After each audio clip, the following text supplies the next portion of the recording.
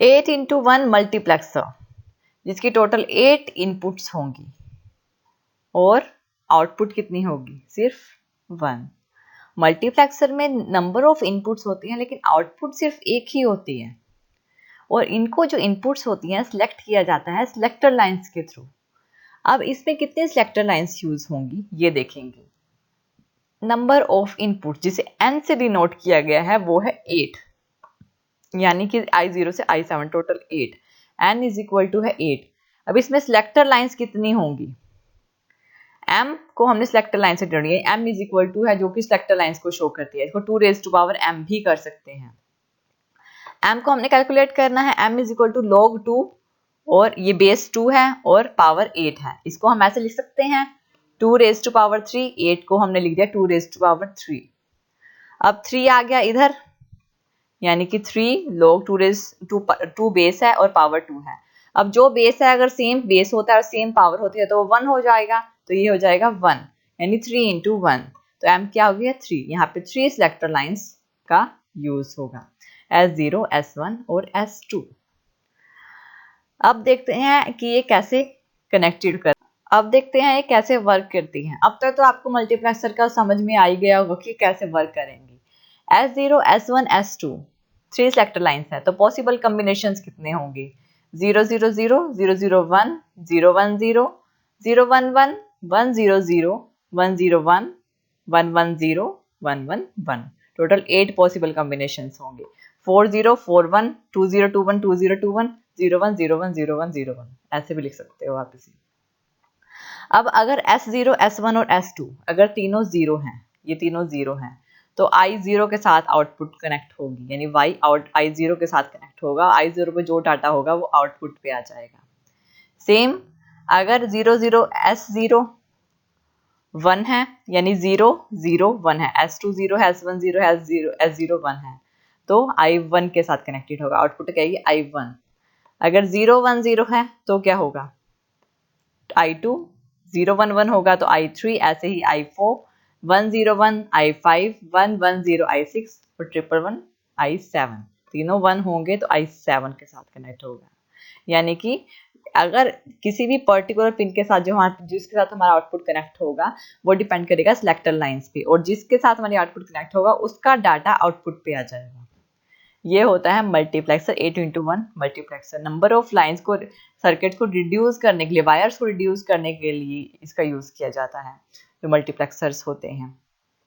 अब y की value क्या आई, y की वैल्यू हमने जैसे 4 इंटू 1 में कैलकुलेट की थी वैसे ही करेंगे, S2 complement S1 complement S0 complement I0, देखिए यहाँ पे, plus S2 complement S1 complement S0 I1, यहाँ पे थर्ड के लिए भी हम ऐसे ही निकाल लेंगे, यानी कि I2 के लिए, I3 के लिए भी, I4 के लिए, I5 के लिए, I6 के लिए, I7 के लिए। I7 के लिए क्या होगा, S2 S1 S0 I7, S2 S1 S0 I7, Y की वैल्यू आ गई।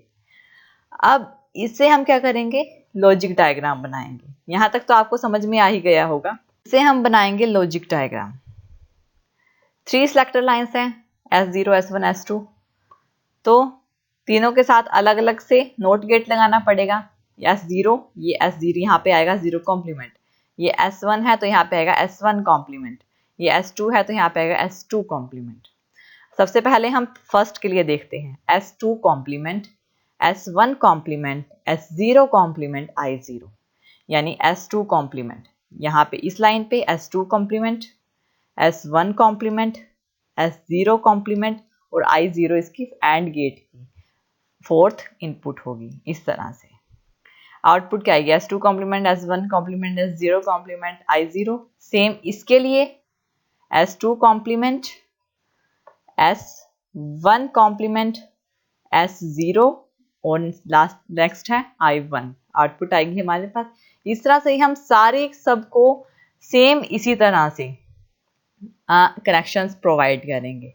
थर्ड के लिए S2 complement, S1, S0 complement I2, देखिए यहाँ पे I3 के लिए भी ऐसे ही S2 complement, S1, S0 complement I3, 4 यानी कि जो हमारा I4 के लिए ये I4 S2 S1 complement S0 complement I4।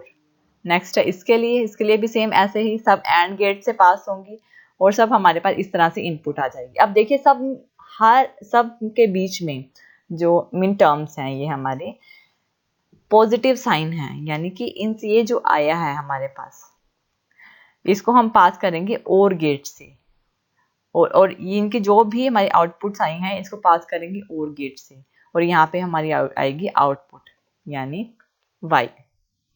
अब सेम वही अनेबल के लिए, अगर अनेबल हमने सर्किट के साथ लगाना है तो सारे एंड गेट के साथ अनेबल लगाना पड़ेगा, इसलिए हम अनेबल को लास्ट में लगा देते हैं एक एंड गेट के साथ।